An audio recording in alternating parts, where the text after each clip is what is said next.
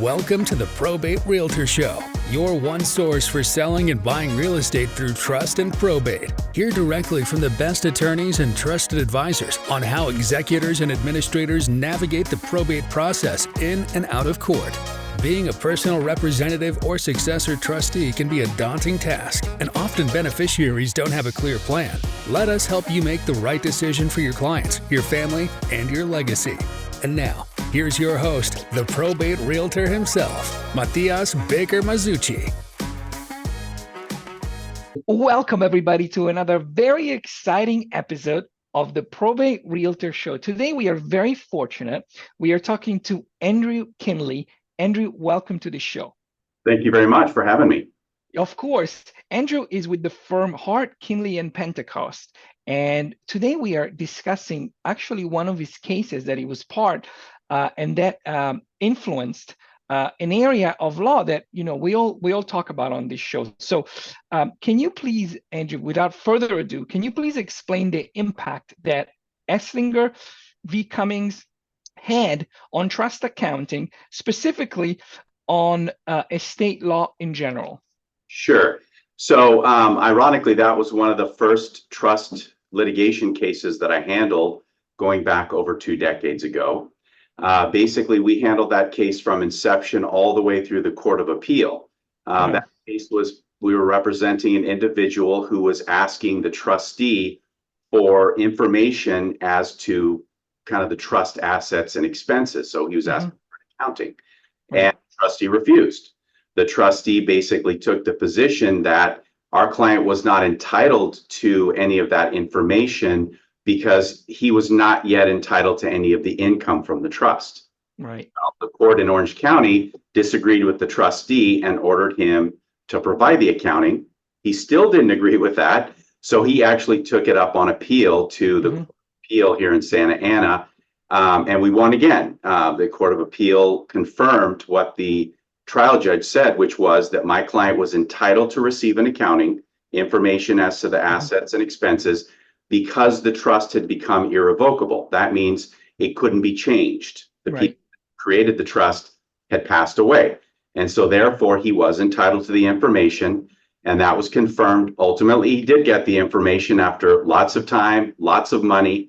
And so that case has had a significant impact in this area of the law because it really did not only confirm the rights of a beneficiary, but in effect, it expanded the rights of these beneficiaries who were not yet entitled to income, but certainly entitled to know what was going on with the trust.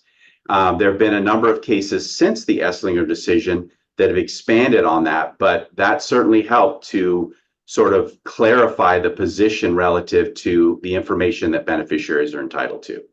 It's funny. Thank you for explaining that. It's funny because nowadays we give it for granted. It is given for granted. We've had numerous episodes on this show discussing beneficiary rights. Somebody who is not a successor trustee and so may not have direct access to the information. But what are their rights? People always like to find out, what are my rights? You are especially a beneficiary of a large estate where you may have a corporate trustee or an independent third party, like a professional fiduciary. So this is very interesting. And the decision has definitely created an impact. And as you said, there's been more cases, other cases that have expanded the rights. But I think it was interesting that, you have worked on a case that essentially, kind of opened that door.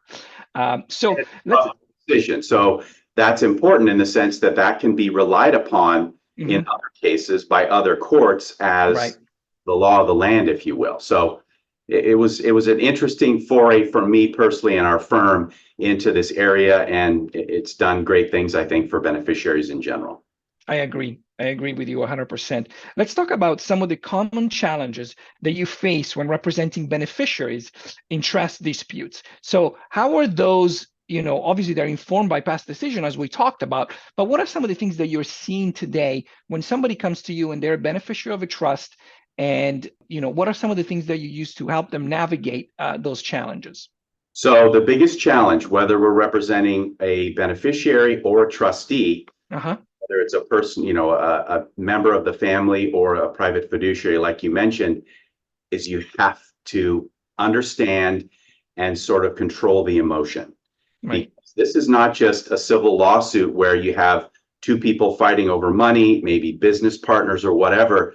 Right. This familial dynamics where you have not only issues with money, estates, etc., but you also have the family dynamics of, brother, sister, or maybe siblings and step parent. So lots of what I call non-legal things that you really have to manage and control in these types of cases. So setting the expectations of your client, whether again it's the trustee or the beneficiary from the get-go, is very important, because a lot of people, as you touched on a minute ago, think that, well, I'm a beneficiary of a trust, so I need to see all this information. Well, we need to look a little bit closer at the trust to figure out exactly what it is you're entitled to, and more importantly, when.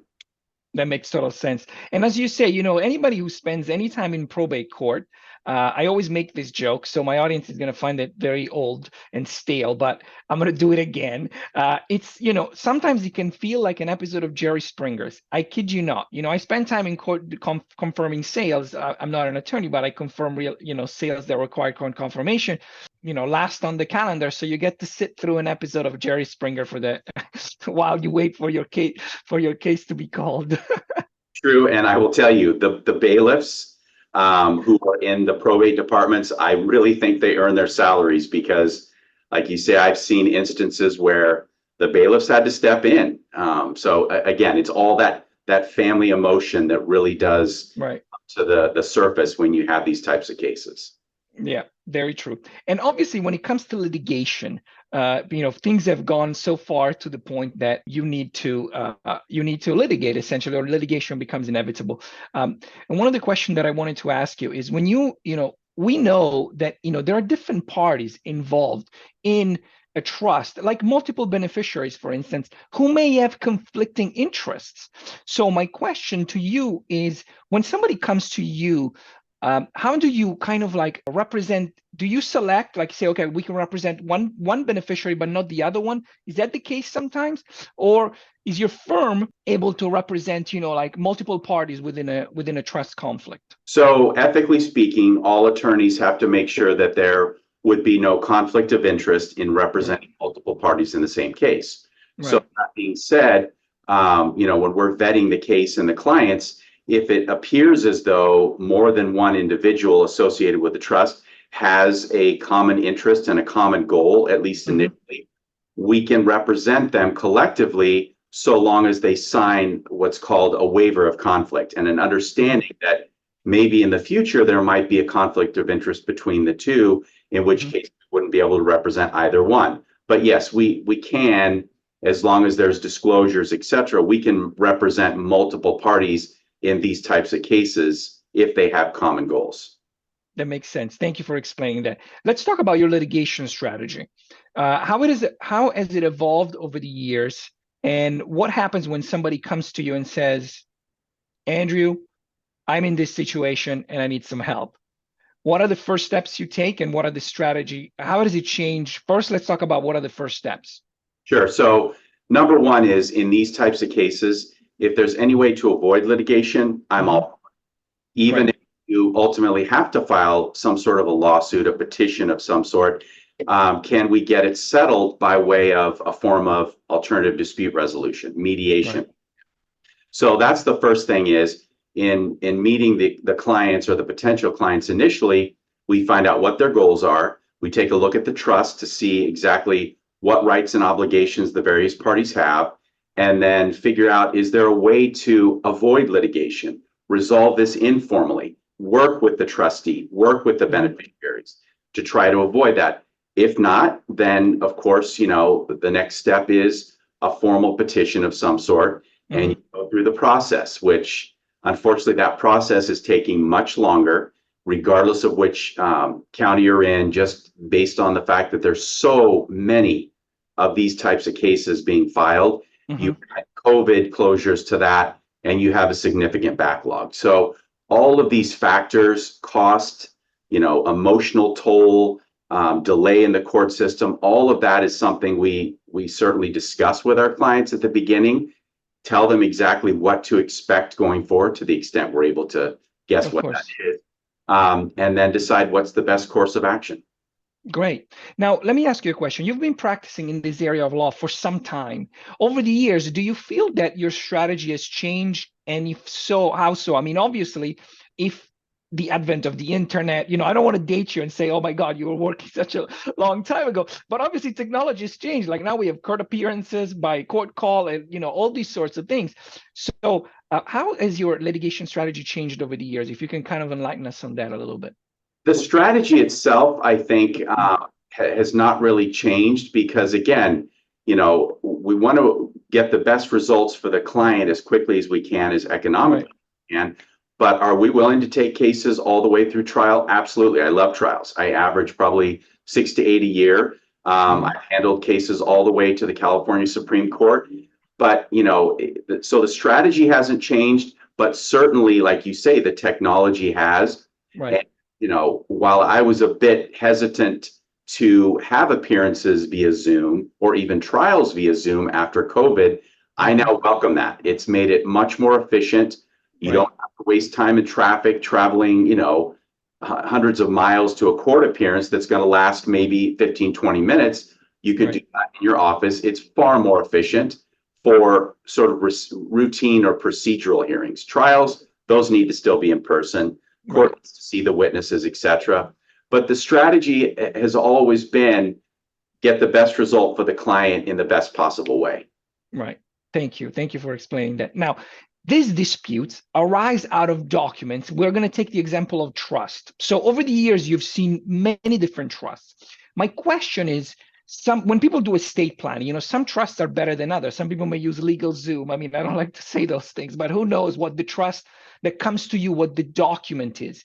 So what you have seen, in your opinion, what are some of the things some of the huge mistakes that people make when doing the estate planning, we're creating a trust that inevitably lead to a dispute? Well, I will tell you probably the biggest issue is, and I hear this quite often, and it's very unfortunate. Well, my mom or dad wanted to make this change to their trust, weren't able to do it before they passed away, or they did it on their deathbed. That alone is a giant issue because you're going to have parties involved in that trust who have in their mind that the document itself doesn't reflect the person's intention. And it's very difficult for them to get past that and realize that if there was not a change that was documented in a valid way, then whatever was actually signed by their parent prior to death is what controls. Another major issue I see is a lot of times and I've actually done webinars on this, what I call the red flags that the estate planning lawyers should look out for, because what I see on the litigation side. But another big issue is when you've got a step parent, and that step parent is going to be, obtaining the benefits of the trust when the first spouse dies. And then you have these children of the deceased spouse who are just basically waiting to get their inheritance. And the documents themselves don't specify really clearly enough what rights and obligations that step parent has while they're alive, while they're the ones entitled to the income and the principal. And you have these children out there just waiting, saying, what's going on? We don't know. So the transparency issue is a big one in this context. But again, there's lots of things that the estate planning lawyers should do that really would help on the litigation side. And a lot of that is disclosure and being as detailed as possible, not using a cookie cutter trust, making it specific to their client, listing those assets in there if they can, so there's no question as to what assets are part of the trust and which aren't. So those are some of the issues that I see that I wish would be a little better, but then again, because they're an issue, that's why I get hired. So it's a catch-22. I understand that. Let's take a look at a couple of things that we've discussed on this show in the past that I wanted to ask your opinion on. One of the things is independent review. So there are statutory red flags that come up, and you need to do an independent review. But what I have gotten conflicting opinion on how an independent review is helpful or not helpful to prevent litigation. From your standpoint, What do you think about independent reviews? I think is very helpful. Okay, great. And a more recent trend that I've seen, I actually have, I think, a new matter coming in on this very issue, is if the trustor, settlor, and estate planning lawyer are concerned at all that someone is going to be challenging the validity of the trust later. Okay. In addition to that independent review, you can actually go ahead and file a petition while the settlor is still alive, ask the court to issue an order confirming that either the trust itself or maybe a proposed amendment are valid, and that the person, who's going to be executing the document is doing so of their own free will and with full capacity. So that's something on top of the independent review issue that I think is going to help significantly avoid litigation in the future to try to balance the validity of a trust. Thank you. I'm glad we touched upon that. Another thing that I wanted to talk to you about is last minute changes. Okay, so the trust has been there for 20 years, and then mom or dad, right on their deathbed, they added somebody else or scribbled something. It seems to be a common occurrence about these last minute changes. I've personally sold properties where litigation was involved because of a last minute change where like you said, somebody was added as a beneficiary or something like that. What is your opinion on that? Well, I mean, that's a large chunk of the cases we get is someone comes in and wants to contest the validity of that last minute change. And I found that if you have, for example, the same lawyer who drafted the original trust drafting this last minute change, that's significant in deeming the amendment to be valid. So if you've got the estate planning lawyer who's been involved from the get-go and they knew that trustor very well, and they can testify at trial that yes, this person was completely with it. I knew them. I had sort of a baseline to go by as far as their mental state. I knew and I confirmed that no one else was forcing them to do it. I found that courts, and there's actually case law on this, but courts will find that the estate planning lawyer's testimony at trial holds quite a bit of weight. And so while it on its face can be concerning, if you've got that evidence to support the validity side of it, then it's something you can prevail on. On the flip side, I've handled cases where we're representing the contestant, and yes, there are issues if, for example, you're able to obtain medical records showing that this person was on significant drugs because of pain or something like that, which would reduce their mental capacity. That, of course, would support a finding that it was not a valid amendment to the trust. So best case scenario, you don't want to do that, but that's not life, right? Some people are in a situation where they need to make those changes for whatever reason, and they do it. And, hopefully you have the evidence either way, depending on which side you're on. That makes sense. Let's talk about the issue of disinheritance. This is a subject that often comes up, and sometimes it's included in the trust. And there's like a no contest clause. You're going to get 10 grand, and if you contest it, you're going to lose that. For large estates, that seems not to be a deterrent at all when somebody gets disinherited. What is your view on the issue of disinheritance, and have you dealt with cases where that is an issue? Well, the no contest clause is, it seems, always something that's threatened by the lawyer who's representing the party who wants to have an order that the trust or the amendment is enforceable, claiming basically, well, this trust contest is not reasonable, never should have been brought, there's no basis for it, and therefore the no contest clause should apply. Very few, if any, cases that I can recall offhand where it's actually been enforced. So we have no contest clauses in virtually every trust. I don't think I've ever seen one without. There are laws about what you need to do if you want to include it in an amendment.